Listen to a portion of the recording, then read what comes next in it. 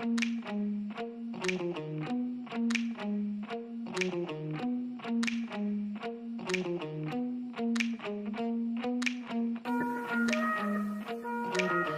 guys, my name is Shresh and you are watching Fumo EV News number 29. This is a weekly roundup show जहाँ पे मैं आपको देता हूँ all the news and updates related to what's happening in the electric vehicle industry. So this is your one-stop shop for all things EV.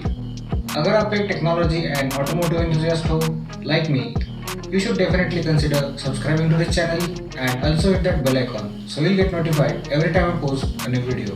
मेरे recent YouTube analytics से मुझे पता चला कि आप में से जितने लोग मेरे वीडियोस को देखते हैं उनमें से सिर्फ 4% लोगों ने मेरे चैनल को सब्सक्राइब किया हुआ है।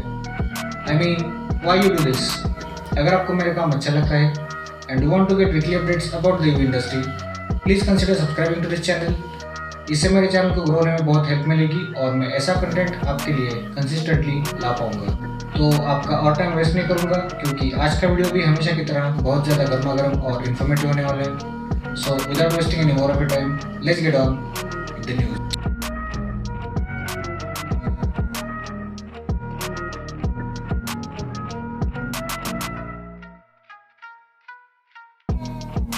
और आज की न्यूज़ नंबर 1 आ रही है र्यूटर्स के एक रिसेंट रिपोर्ट से। अगर ईवीज के रेवोल्यूशन की बात करें, इंडिया में ईवीज को मैन्युफैक्चर और प्रोड्यूस करने के लिए बहुत ज़्यादा पोटेंशियल है। India can be a world leader with its manufacturing plants and production of EVs for many manufacturers around the world. लेकिन हमारी गवर्नमेंट के रूल्स एंड रेगुलेशंस की वजह से बहुत से मैन्युफैक्चरर्स के लिए ये करना बहुत ज़्यादा मुश्किल हो गया है और इन रूल्स एंड रेगुलेशंस को एक हर्डल की तरह देखा जाता है बाय कंपनीज लाइक टेस्ला। और कई बार उनको इंडिया में आने का प्लान रिकंसिडर करना पड़ता है क्योंकि उन्हें उनकी गाड़ियों को इंडिया में इंपोर्ट करके ऑलमोस्ट डबल कीमत में बेचना पड़ता है, जो उनके लिए गाड़ियाँ बेचना और ज़्यादा मुश्किल बना देता है। But according to a latest report from Reuters, the Indian government is now planning to bring some changes to these regulations and ramp up incentives to bring in manufacturing investments in the country. Indian government यहाँ पर कुछ fresh incentives को offer करने का plan कर, जिससे बहुत सारे ईवी कार मैन्युफैक्चरर्स को अट्रैक्ट करने के लिए एम किया गया है and it is estimated to go around $14 billion in next 5 years. इन इंसेंटिव्स को यूज करके ईवी मैन्युफैक्चरर्स बहुत सारे चैलेंजेस को ओवरकम कर सकते हैं, like high power tariffs, poor infrastructure and high logistics costs, etc. India में अभी Tesla, Ford, Volkswagen, Tata and Mahindra जैसे ब्रांड्स बड़े स्केल पर इन्वेस्ट करने के लिए रेडी है and they can surely gain a lot of help from the Indian government. So India is ramping up incentives to bring in investments और ये हम सब के लिए कितना बेनिफिशियल होगा ये तो आने वाले टाइम में ही पता चलेगा।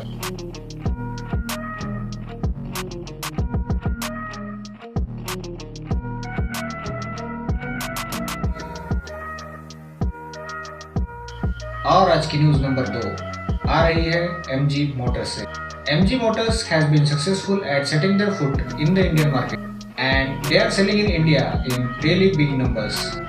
MG की ZS EV is also considered to be a great alternative to many IC vehicles coming in the same price range and MG is also working on bringing their own charging infrastructure in India, जिसके लिए उन्होंने Tata power के साथ tie up कर लिया है, जिसके चलते उन्होंने पैन इंडिया 100 से ज़्यादा चार्जिंग स्टेशन सेटअप कर लिए हैं, जिससे उनका नेटवर्क और भी ज़्यादा स्ट्रॉन्ग हो जाएगा।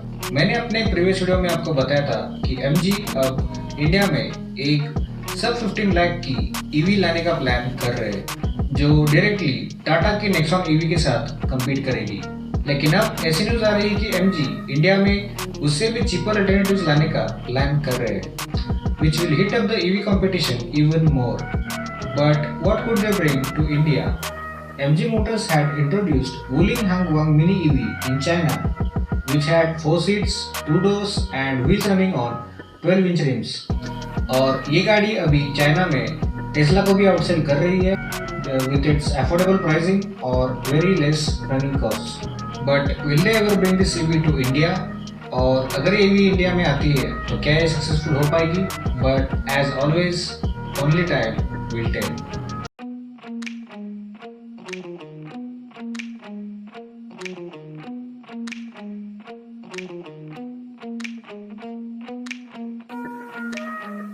और आज की न्यूज नंबर 3 आ रही है सेंट्रल मिनिस्ट्री ऑफ पावर के एक रिसेंट रिपोर्ट से।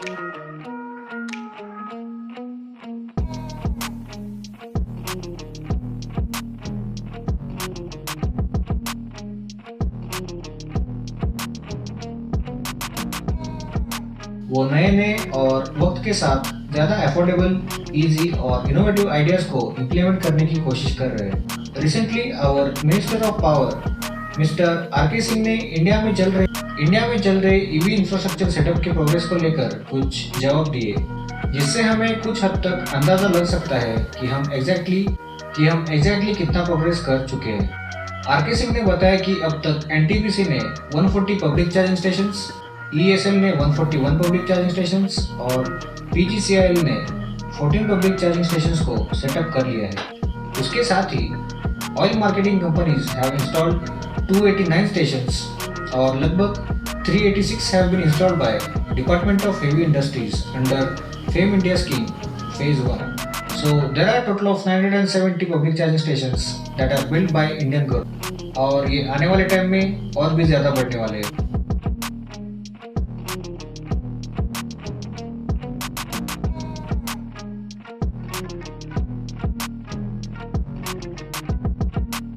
और आज की न्यूज नंबर 4 आ रही है लेक्सस से। लेक्सस इज अ लग्जरी सब ब्रांड ऑफ टोयोटा जो काफी प्रीमियम और फ्यूचरिस्टिक फीचर्स के साथ गाड़ियां बनाते हैं, which range from sedans to compact SUVs to full size SUVs. They haven't yet entered the EV game completely, लेकिन टोयोटा की EV एक्सपर्टीज को यूज करके शायद वो कुछ बढ़िया प्रोडक्ट्स को आने वाले टाइम में इंट्रोड्यूस कर सकते हैं। रिसेंटली लेक्सस ने उनके अपकमिंग LF2 EV के कंसेप्ट को शोकेस किया, तो अब हम लेक्सस की LF2 EV के स्पेसिफिकेशंस के बारे में कुछ बात करते हैं। तो LF2 EV में आती है एक 543 हॉर्स पावर की सिंगल मोटर जो रियर माउंटेड है और एक 90 kWh की बैटरी जिसमें 600 किलोमीटर की WLTP रेंज क्लेम की गई है। उसके साथ ही LF2 EV को एक न्यू डेडिकेटेड EV प्लेटफॉर्म पर बनाया जाएगा और उसके इंटीरियर में भी बहुत सारे एडवांस्ड और AI फीचर्स को ऐड किया जाएगा with HUD display and a lot more features. ये एक फ्यूचरिस्टिक EV मालूम पड़ती है which will obviously come with a very high price tag. So Lexus की इस कंसेप्ट को देखने के बाद I am really hyped up about this vehicle और इस गाड़ी का फाइनल प्रोडक्शन मॉडल कब देखने को मिलेगा ये तो वक्त ही बताएगा।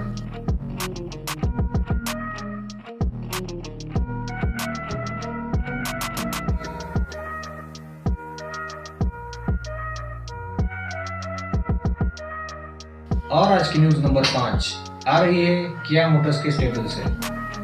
किया Motors has recently unveiled their much awaited EV6। इस गाड़ी में रियर व्हील ड्राइव और all wheel drive variants offer किए जाएंगे और top of the line EV6 को GT बैच दिया जाएगा और आज हम इसी GT लाइन के बारे में बात करने वाले हैं। तो किया EV6 GT लाइन में आती है एक 585 bhp की इलेक्ट्रिक ड्राइव ट्रेन जो 0 to 100 kmph का एक्सेलरेशन टाइम सिर्फ 3.5 सेकंड्स में कवर कर लेती है। इस गाड़ी का टॉप स्पीड जाता है 260 kph तक और एक चार्ज में ये गाड़ी 510 किलोमीटर की रेंज प्रोवाइड करती है। लेकिन इस गाड़ी का जो 0 to 100 kph का टाइम है वो एक्चुअली इसे पोर्शे टाइकन 4S से ज़्यादा फास्ट बनाता है, which is simply bonkers. So Kia EV6 GT is ready to break some records and I am eagerly waiting for this EV to come to India so we can take a look at its amazing features और ये गाड़ी बहुत जल्द हमें Indian roads पर देखने को मिल सकती है। And it's time to wrap up for now. That's all the news I have for you this week. अगर आपको ये वीडियो अच्छा लगा then drop a like, share this video with your friends and family. अगर मेरी content या videos को लेकर आपके मन में कुछ भी सजेशंस या कुछ रिमार्क्स है, you can just write them down in the comments below. And if you haven't already, please consider subscribing to the channel and also hit that bell icon so you'll get notified every time I post a new video. तो अब आपसे विदा लेने का वक्त आ गया है। Take very good care of yourself और मैं आपको मिलूंगा नेक्स्ट वीक एक नई वीडियो के साथ। तब तक के लिए स्टे चार्ज।